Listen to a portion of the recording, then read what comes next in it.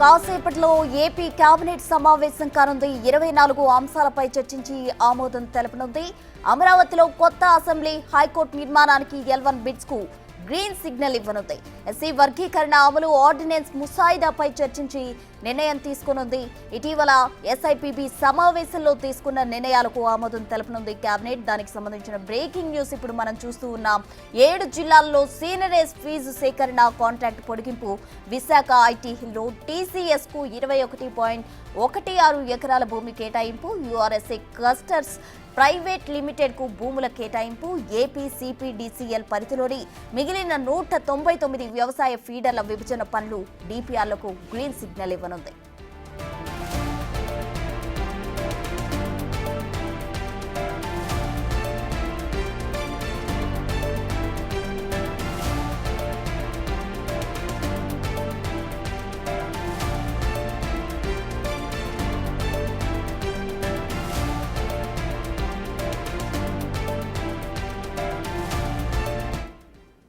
కాసేపట్లో AP cabinet సమావేశం కాబోతుంది. 24 అంశాలపై కూడా చర్చించనున్నారు. దీనికి సంబంధించి పూర్తి డీటెయిల్స్ మా ప్రతినిధి శివ అమరావతి నుండి అందిస్తారు. శివ, మొత్తం మీద చూసుకుంటే 24 అంశాల ఎజెండాతో ఏపీ కేబినెట్ భేటీ కొనసాగబోతోంది. మరికొద్ది సేపట్లో సీఎం చంద్రబాబు అధ్యక్షన ఏపీ కేబినెట్ భేటీ కాబోతోంది.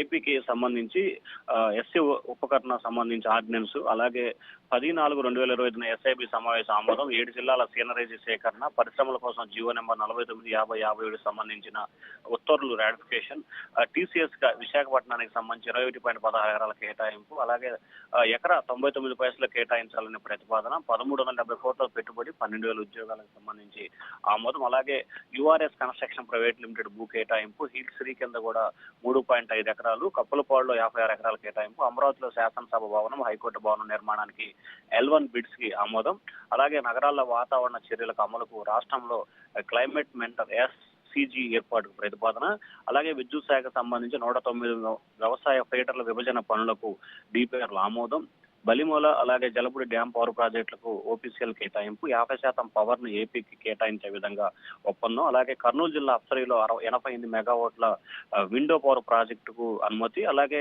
విక్రమ్ శక్తి ప్రైవేట్ లిమిటెడ్ 3 సౌద ప్రాజెక్టులకు సంబంధించి అనుమతి, చింతా గ్రీన్ ఎనర్జీకి సంబంధించి ప్రాజెక్ట్ అనుమతి, అలాగే అదే సంస్థకు సంబంధించి 70 మెగావాట్స్ కి సంబంధించి 875 ప్రాజెక్టుకు అనుమతి, గుంటూరు జిల్లా పత్తిపాడులో ECI హాస్పిటల్కి నిర్మాణానికి భూమి పూజకి అలాగే భూ కేటాయింపుకు అనుమతి, ఏలూరు జిల్లాలో దేవాదాయ శాఖకు సంబంధించి అభివృద్ధికి భూ కేటాయింపు, చిత్తూరు జిల్లా కుప్పంలో కేంద్ర విశ్వవిద్యాలయ స్థాపనకు కేంద్ర ప్రభుత్వ ప్రైవేటు భూమితో కూడా మార్పిడి చేసేందుకు ప్రతిపాదనలు, నెల్లూరు జిల్లా ముత్కూరు మండలంలో APICC ఇండస్ట్రీ పార్క్ కింద భూ కేటాయింపు, అలాగే ముత్కూరు మండలంలో 220 ఎకరాల్లో APIC ఇండస్ట్రియల్ పార్క్ కోసం కేటాయింపు, విజయనగరం జిల్లా కొత్తవలస మండలంలో గ్రేహౌండ్ శిక్షణ కేంద్రానికి భూ కేటాయింపు ఆమోదం, అలాగే పశ్చిమ గోదావరి జిల్లా ఎర్రకాల ప్రాజెక్టు మోడరేషన్ పనులకు ఆమోదం తెలిపే అవకాశం, అలాగే వెలిగొండ ప్రాజెక్టులో కీలక పనుల కోసం 106 కోట్ల రూపాయలకు వినియోగానికి పరిపాలన అనుమతి, అలాగే పోలవరం ప్రాజెక్ట్ హెడ్ వర్క్స్ పనులకు సంబంధించి నవయుగ సంస్థకు 93 కోట్ల రూపాయల చెల్లింపులకు కేబినెట్ ఆమోదం, అలాగే ఉప ముఖ్యమంత్రి కార్యాలయం ఒక వీడియోగ్రాఫర్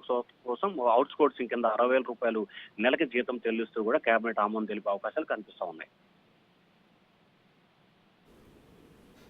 థ్యాంక్ యూ శివ.